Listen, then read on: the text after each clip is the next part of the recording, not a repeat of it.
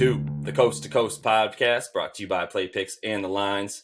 Coming to you from the West Coast, Josh Lander, joined as always by my guy on the East Coast, Nate Weitzer. We are here for round one of the playoffs, Nate, getting into those Sunday games. Nice little 4-game slate on that Sunday for you guys. As always, remember to like and subscribe to that video page and to the video itself. Jump in the comments. We'll have a gift card prop here for those Sunday games for you in just a sec. And as always, if you do need a FanDuel or DraftKings account, head to fdpicks.com or dkpicks.com. Find all those local listings in your areas and some of those sweet, sweet NBA promo deals and juice up those bets. Nate, let's get into the lines for those Sunday games of round one. Yeah, they start at 1 p.m. with the Sixers. They are -7 at home against the Wizards. Total sitting at 230 there.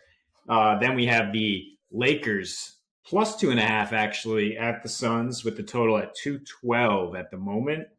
Hawks +1 at your New York Knicks, and the city is buzzing to try and get in for that show. Total at 215, and we're going to have to wait and see what the Jazz line opens at with that Western Conference playing game still in action.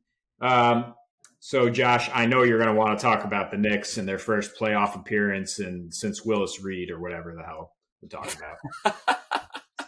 John That sounds about right. Such a bitter C's fan. But either way, I will say also 1 p.m. East Coast, 10 a.m. on the West Coast for that first game of that Sixers game. I'm really looking forward to rolling out of bed and just watching some hoop on Sunday. That's going to be wonderful. But I will start with my Knickerbockers who, they sit in a nice, sort of seemingly nice position, having beat up on the Hawks pretty well this season, specifically our guy, JJ, Mr. Julius Randle. He and the Knicks are -1 in game one. They're actually -105, favored slightly to win the series. I think you get that, that little slight edge to them because of that home court advantage and what the Garden will be like if there is a game 7 in New York this early on in the Knicks' little young career as they are. But, to your point, the cheapest ticket at MSG, even for game one, is a G. Right, it's $1,000 is the cheapest ticket. They're letting 15,000 fans in. That place is going to sound like it's got 45,000 fans in it, I'm sure. But looking at a few of the numbers there, like I said, Randall dominated. Not only was he 37 points, 12 boards, almost 7 assists a game in their 3 matchups. He also shot 58% overall from the field, 50% from 3, 82% from the line. Some really nice splits there. And they've won 4 straight Hawks, 4 straight over the Hawks. In general, in their last 4, and New York averages about 123 points per 100 possessions in those 4 victories. So that, their offense comes alive against a Hawks team that actually gets a lot worse when their best player allegedly is on the floor in Trae Young. Their defensive rating shoots up to about 5 points overall this entire season. So, they are trending nicely in a few ways, but I think one of the things that we continue to see from the Hawks is they beat up on bad teams. And they don't do well in close games. Their clutch time numbers are really, really bad. They're a sub 500 team when they are in those clutch games of 5 points, a 5-point game that's, within 5 minutes or less of the end of that game. That's what we consider clutch time. And in those minutes, they're also outscored by about 58 points per 100%. 100 possessions, which is second worst to only the Pistons during that time this whole season. So I think you're going to see, New York come out, continue to be able to shoot, continue to boast that lineup of Randall, Barrett, Rose, Bullock, and then Nerlens Noel, which has been incredible this season, outscoring teams by about 18 points per 100 possessions. Even when you throw the grizzled vet in there, Taj Gibson, they still keep that number up to about 15 points per 100 possessions better than their opponents. So I love what I'm seeing from them. I love the idea of taking Randall's points over 27.5. His points, rebounds, and assists combined, I love at over 43.5 tonight. And I'm actually going to make that the gift card for that day. Nate, if you guys can jump into the comments, make sure you like and subscribe to the video. Tell us how many points, rebounds, and assists you think my guy Julius Randle will score combined in that first game against the Hawks. And make sure and you'd be eligible for that gift card. But like I said, love his over there, Nate, and not sure if you're looking at anything else specific in that game, because I could talk about this game for hours if you like. No, yeah, I'd take the Randall props. Absolutely. I don't think the Hawks have a good matchup for him at all, which is what we've seen with the numbers. As you said, that 37 and 12 in 3 meetings. John Collins just not physical enough. Clint Capella not quick enough. And Randall has the counters for whatever you're going to throw at him. I've never seen such absurd home road splits as the Hawks have posted in the last few weeks. They're basically the worst defensive team in the league on the road and the best at home. They've lost their last 5 road games with a negative 19 net rating. I think that they will get it done at home in general, but I have no problem taking the Knicks to jump out to that 1-0 lead by taking care of business at home, where they've been very reliable on defense lately, 14-4 since the All-Star break at home, and third in defensive rating. I'll lean on that against a Hawks team that might be more talented, sure, but do they play as hard as Tibbs guys? I don't think so. Not at all. Nobody does. So the Lakers and LeBron limp into the first round. I mean, the King looked notably diminished, but had a pretty gutsy performance to post a triple-double, lead his team back to get a couple extra days of rest and get into this first round series. I think he will still have his foot somewhat off the gas pedal as he tries to get healthy for a long playoff run, as they hope. So I'm looking at Anthony Davis props all the way. I mean, like Randall is for the Hawks, Davis is an absolute matchup problem for the Suns, who like to go small at power forward. And DeAndre Ayton is just not the right matchup for Davis either. He scored a clean 42 points in his one meeting against Phoenix and got to the free throw line 17 times in that game. Lakers putting up 123 in the win, which is also something I'm looking at just in general. Is there that team total at 106? I think the Suns and Lakers have great reputations defensively, individually, and they do a great job of locking down specific teams, but that doesn't necessarily mean when they face each other that they'll both lock each other down.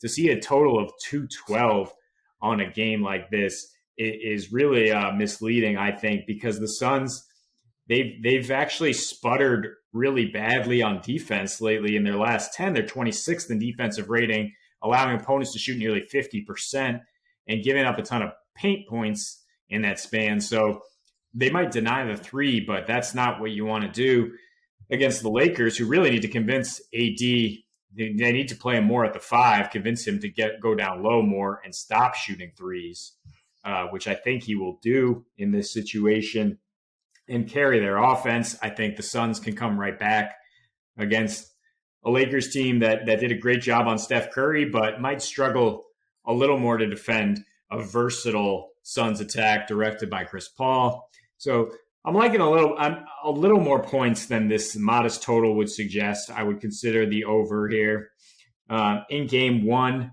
And I also like in the trend of the Lakers starting slow and then storming back. So you can get the Suns at just -1 to win the first quarter or the first half in this game. Yep. As we see the Lakers kind of ease their way into the series, I think that's a pretty solid bet.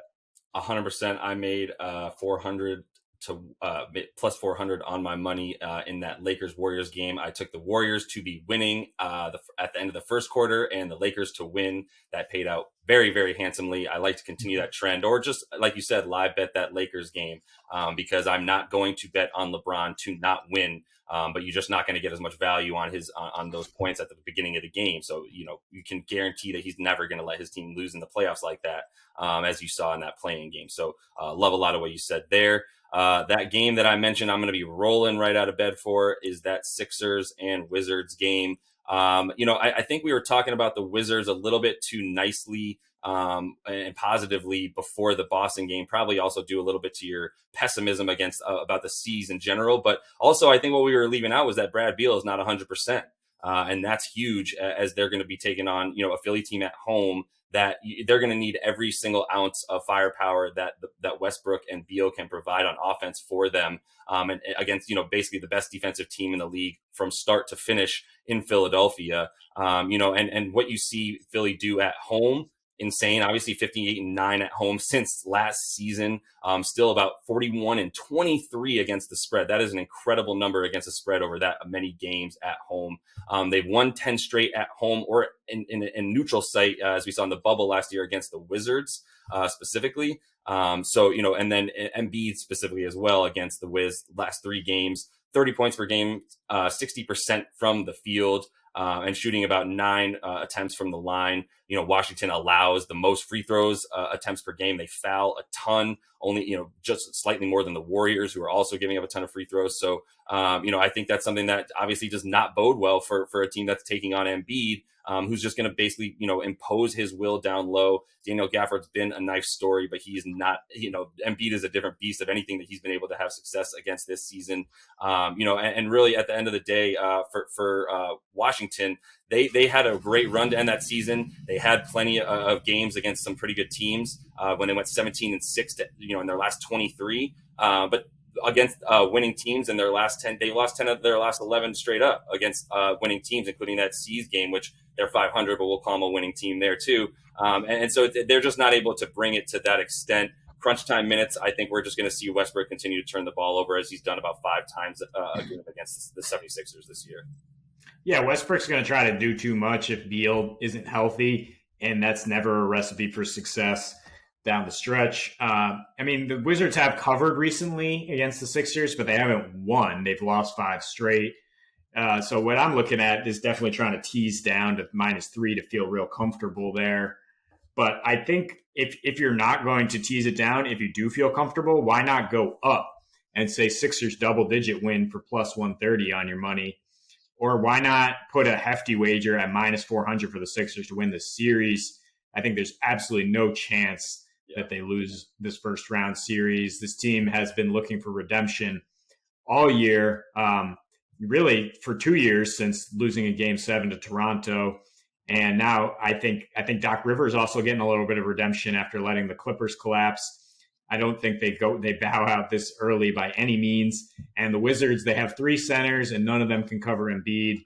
So good luck with that. And yeah, just when your top scorer is injured, you're not going to be able to keep pace with a team that's well rested and just dominant at home. Yeah, and one thing we talked about off air, the idea that you could also get some pretty nice odds on DraftKings if you bet on a team that's not from Los Angeles or Brooklyn. You get what I believe about +130 on your money there. I would say you're basically betting on the 76ers to pull that out. I think with the 1 seed, they've got to be considered, a decent sized favorite to make it to the finals. No, yeah, I love that bet on the field. Technically, it's New York or California, so you can throw the Knicks or Warriors in there, but that's a real long shot. So you're not just getting the Sixers, you're getting the Bucks, you're getting an outlier like the Jazz or Suns. Sure. There's lots of teams with a shot to win the title this year. I think it's pretty balanced. I don't think the Clippers or Lakers are so dominant, but you can also go with the Clippers, Lakers, or Suns and bet on the Pacific Division to win. That's +175. Crazy. Or you can take the Nets and Sixers and bet on the Atlantic. Yeah. My preferred is actually just to take the Eastern Conference to win, close to even money. I think the Sixers, Bucks, or Nets, I could rank them the top 3 teams in the league the way they finished, just their overall performance. I think, the West is obviously way deeper, way more balanced, but I think the East has, over the last couple of years, proven that its top 4 teams, I'll throw Miami at that 4 spot, are better than the top 4 teams in the West. And if the Lakers can't find their rhythm quickly enough and get healthy enough to make the finals, then I will favor the East over whoever makes it out of the West. Interesting. Any other sort of futures that you're looking at there? You threw some pretty interesting division sort of splits there, right? You can take a division to win the finals, giving you a couple of nice teams. I like some of those bets for sure. And like I said, I would be putting, safe bet in terms of winning the chip. I do like Philly as far as like best bang for my buck there. Yeah, no, I agree. Yeah, they've been close to +1,000 to win the chip for a while, and I think that nobody really has any answers for Embiid. Exactly. Yeah. Yeah, and I think we've seen him at the end of games in the past, sort of keeling, bending over, looking like he's a little bit gassed. Honestly, I just think he's a big dude, and that's what he needs. But I think he'll be able to show some toughness this year in the playoffs, especially with some 3-point shooting that he hasn't had in years past to take some of that pressure off of him and keep those double teams from being able to come over to him all the time. So, at any rate, it's going to be a very fun first round. That wraps up sort of the very first game for each team in the first round for us, Nate. We will be back next week as we continue in the sort of game 2 of each series. And make sure you are liked and subscribed to that page to win that gift card. If you drop us Julius Randle's total points, rebounds, and assists in game 1 versus the Atlanta Hawks, remember that total is at 43.5. Make sure you probably go over that if you're taking my opinion there. Good luck with all your bets, parlays, and props and the like. And we will be back for another show next week. And as for this weekend, happy betting.